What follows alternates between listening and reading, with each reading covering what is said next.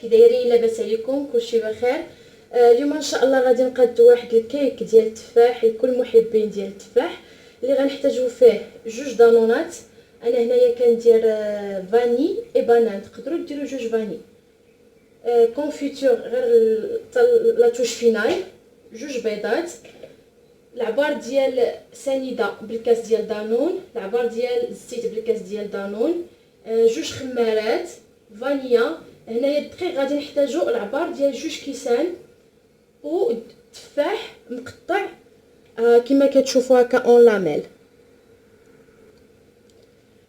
نبداو على بركه الله. كنشدو جوج بيضات ديالنا كنديروهم في مولينكس، كنخلطوا معاهم داك الكاس ديال السكر سنيده، فانيا ديالنا، دانون، جوج دانون هنايا، وكاس ديال الزيت. بيان سور كلشي بالعبار ديال دانون، كاس ديال دانون. نديروه في مولينكس ونحركو كلشي. من بعد ما خلطنا مزيان الخليط ديالنا كنزيدو معاه هاد الدقيق. ها هو هنا عبرته في الكيسان ديال دانون جوج. بيان سور الدقيق راه كيكون مغربل ديجا.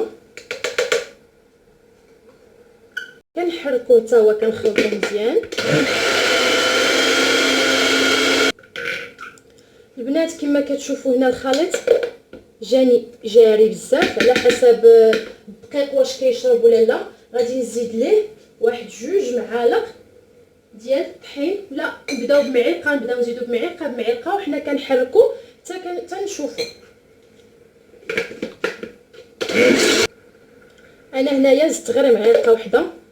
ها هو الخليط كتشوفوا كيفاش داير كريمي. غادي نزيدو لي دو ساشي ديال الخميره. هنايا ديال 8 غرام، الا عندكم ديال 7 غرام حتى هي راه مزيانه. ونخلطو مزيان المره الاخيره.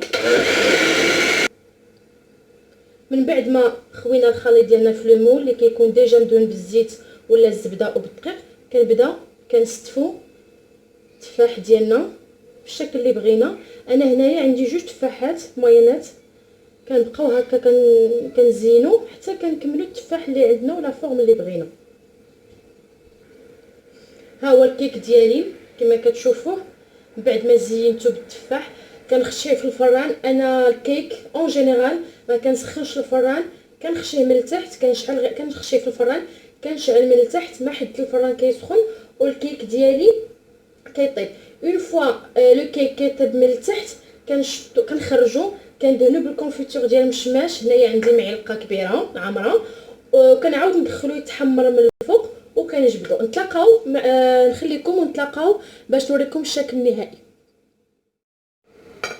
البنات ها هما الكيكه ديالنا من بعد ما طابت من التحت، باقي خصها غير تحمر من الفوق. كنديرو فيها ديك المعلقه ديال كونفيتور المشماش وكنبقاو نيطاليو على الكيكه ديالنا كلها. هي من بعد كندخلوها للفران تكمل تحمر من الفوق ونخرجوها. نتلاقاو باش نوريكم الشكل النهائي ديالها. الكيك ديالنا من بعد ما طاب خرجناه من الفران، قدمناه بهذه الطريقه. كما كتشوفوا لا كونفيتور عطاه اون بريونس اوسي كو واحد البنه اللي بزاف زوينه. نتمنوا تجربوا هذا الكيك وتصيفطوا لي في التعاليق. بسلامه عليكم الوصفه الجايه ان شاء الله. ما تنساوش ديروا ابوني وتخليوا لايك. السلام عليكم.